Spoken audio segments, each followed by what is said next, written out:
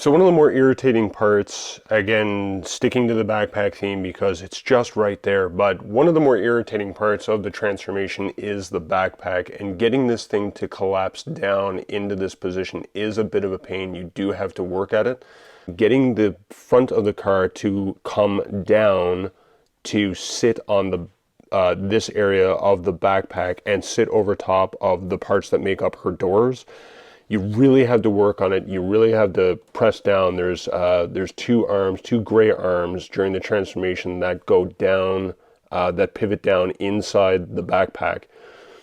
But they kind of get hung up on stuff and you kind of have to work on it. And the other issue is that she has so little for you to grab onto to work with this that it makes it difficult and frustrating to get this part to slide down and rest in the position here where it is.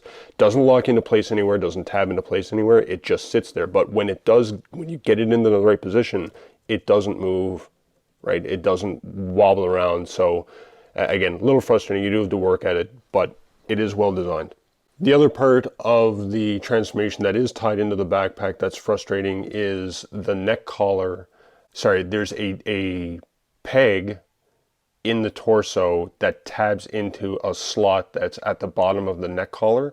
And if you don't have that in position as well, when you're trying to put the backpack into position, then the whole thing gets thrown off. So you have to line up the peg with the tab hole that's underneath the neck collar as you're trying to work the backpack into position. The other thing I found that was irritating is this front hood flap. And I'll just bring in the alt mode real quick so you can see what I'm talking about. But it's this part right here that has her Autobot logo. It actually folds forward in behind her head. On my figure, this had a tendency to keep breaking off. There's only two small plastic pegs that are on either side that sit or rest into holes that are on either side. But they're very, very small. So if you apply any amount of pressure to this piece, it has a tendency to just sort of collapse underneath the pressure and pop out of those two areas. It just pops right back in, but it's just something to watch out for during the transformation or any time that you're manipulating it, that this does have a tendency to pop out. So some interesting notes on the transformation. Again, I think Takara did a really good job with the transformation. Again, given again, we're trying to take this slender female form and jam it in underneath this blocky looking vehicle. What's also interesting is that they've created this, right here in this thigh, you'll see this panel here, but as you rotate the leg up and then out, this thigh panel actually opens up, which then gives the clearance so that the leg can fold in under the car and clear the hips. Anyway, just something I noted, I thought that was really cool. So we'll do a quick comparison to her cartoon rendition, and to be honest, I don't think that Takara hit this one out of the park. If we take a look at her cartoon rendition and particularly in her upper body, so the arms, like I mentioned before, are actually light pink in between her shoulder and her elbow, and then her elbow to her forearm. But in the cartoon, it looks like they're white. So I'm not sure why Takara chose to go with this paint color. I didn't really find any other cartoon renditions that showed her with all pink arms. The other part is in the cartoon, her backpack is a lot lower compared to her head. In her, in her robot mode here on this figure, the top of her backpack's pretty much in line with the top of her helmet, but in the cartoon, it's actually much lower. It's, it sort of makes up her shoulders. Other than that, I would have to say that from her rib cage down to her feet is actually bang on. They captured the like this electronic panel that's here in her stomach, the detail in the nose, right, the gray grill or whatever you want to call it, and then the lines that are going on in her legs, her pink kneecaps, the square gray ankles. The detailing in the legs is all bang on to her cartoon rendition. So it's unfortunate that the top half is a little off where the bottom half is so well done. One note about the accessories, unfortunately some of these are actually very poorly designed, and I'll actually go through that as I show you each of the accessories. But I mean, if you're going to have this many accessories, make sure they're designed properly, make sure they work, take care of, otherwise it's a complete waste. So let's start off with what I think is actually my favorite accessory is this gray pistol. It's got a lot of nice details in it, and it's completely painted. So we've got gray paint here with a darker like gunmetal gray in the handle and in the barrel. And then there's a little bit of a green in here as well. That's part of the gun. Again, the whole thing is painted. This is one of the ones that I think is actually poorly designed, unfortunately, because it only has a tab on one side. So this can only tab into her right hand. And what I found with this one is that it doesn't even tab into the right hand properly. So I don't even put this in her right hand because it's just constantly popping out and falling out. I actually put this in her left hand and wrap her fingers around the handle enough to hold it into place. It has its own blast effect. So the difference with this blast effect and the other ones is there's a round peg on these blast effects, but this one has a square hole that is specifically designed for this barrel, and it just plugs in like that. Very cool looking. There is weapon storage all over. I'll go through that for each accessory. This pistol actually tucks in behind the panel where her feet goes in her alt mode. You just have to open this up. Right in here is a slot, and there's one on each side. So right in here is a slot where the pistol goes. It will go in oriented like this with the handle out.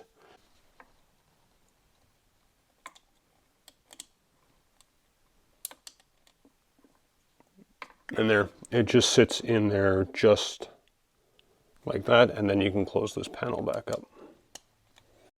Next accessory we'll look at is the rifle. This is also a really nice accessory, although I don't remember her ever having this in the cartoon, so I think it's an odd choice. I think I may have seen her with this in the IDW comics, but the whole thing is painted front to back, which is a really nice touch. So it has the same hot bubblegum pink on the barrel, I guess the sight, and then the rest of the gun is painted in the lighter cream colored pink. The only parts on this that aren't painted are actually the tabs, which makes sense. This can tab into her left or right hand, and also has the ability of tabbing into her alt mode, again on either side. As you can see in the alt mode right here, she has a tab point there, and there's one on the other side as well, so it can tab in on either side, like I said. Very easily goes in just like that, sits like that. What's nice about the fact that the tab point is here is, like I said, then this can also store in her robot mode as well, because that tab point is sitting right here off of that part of her her alt mode. You do have to position this so that the handle is facing towards the front of her, and it just fits in like that, so she can walk around with it sitting on her backpack. And this is one of the two weapons that she comes with that works with the other two blast effects. So I typically use the longer blast effect. This is the one that has the round peg, round barrel, and very simply just plugs in like that. So that's a very nice nice addition. Translucent yellow, so you can see the light passing through it in that. Very nice effect. You can, of course, use this one as well. I just find that this one seems to be more suited for the pistol, which we will get to right now. So this is the pink pistol. Also goes with this holster. This is not painted. Neither one of these are painted. This is just a light pink plastic. This is a, the hot bubblegum pink plastic. So a little disappointing that these, again, seem to be thrown in as an afterthought, I guess, because they weren't painted. This does fit into the holster just like that. I will say that this doesn't seem to fit in there properly. It does seem kind of loose. I've actually seen it at some points when I'm posing her that it ends up getting twisted inside the holster. It does move around. So again, not a great design. The pistol does have a tab so that it can fit into either one of her hands. However, The really dumb part about this is that she only has a tab on one side of the holster. This means that, and I will just bring Arcee back into focus, that this means that she does have a tab slot on either thigh, which makes zero sense, because with a tab only on one side for this, it means that this really only belongs on her right leg, and you know, the pistol goes into the holster on this side, which means realistically this pistol should only ever go in her right hand, because she would only ever draw it from her right hip. Reason why I say that is because if I take this and I move it over to her left leg, like that, now the holster is backwards, which means that the gun will sit in the holster like that. She's never going to draw that pistol with her left hand. If anything, she would reach across her waist and grab it with her right hand. So again, that's the type of thing I'm talking about. If you're going to design accessories and give them to us, think about it, because none of this makes sense. This only ever belongs on her right leg. And then for her alt mode, she really only has one accessory that's dedicated to her alt mode, and it's the tire wrecker that she used on the Junkions when they were on Junkion. And what's kind of neat is they actually put like a little detail on the alt mode, this little panel here. So this actually tabs into that spot. So this slot right here on the car, and it just pops on like that. But what's cool, of course, is that the it lines up with that panel, so it's actually covering up that panel as if that's where, you know, this would slide out from, and it looks like that. So that's kind of neat. One other thing that I noted with the alt mode, I mean, there's you can do weapon storage, like I mentioned earlier, all over the alt mode. So you can put the actually I'll put the rifle on the other side, just because it does sort of get in the way with the tire wrecker, right? So you can put the rifle over there, you can put the holster here, you can put the pistol in the holster, so you have weapon storage all over. And then unfortunately you're left with the gray pistol. But what I accidentally stumbled across, and I don't even know why I thought to do this, I think I thought that this is where the gun went, but I noticed the pistol actually can tab into the nose, and I feel like it's by design because of the way that the gun is shaped and the way that the different areas of the nose are shaped. But the pistol does literally just press into the nose, and it does not fall out.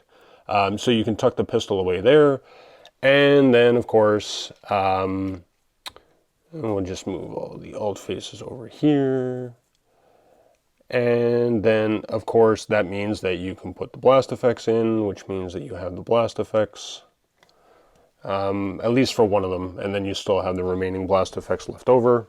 So you're left with these accessories behind that you don't really have anywhere to store when it's in alt mode, but that is the risk with this many accessories, is where do you put them all?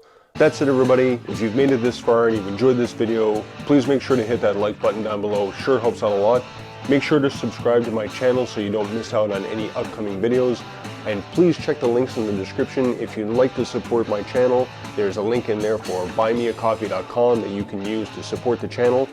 Once again, thanks a lot. This has been Transformers Masterpiece Theater. I'm the Rusty Mechanic.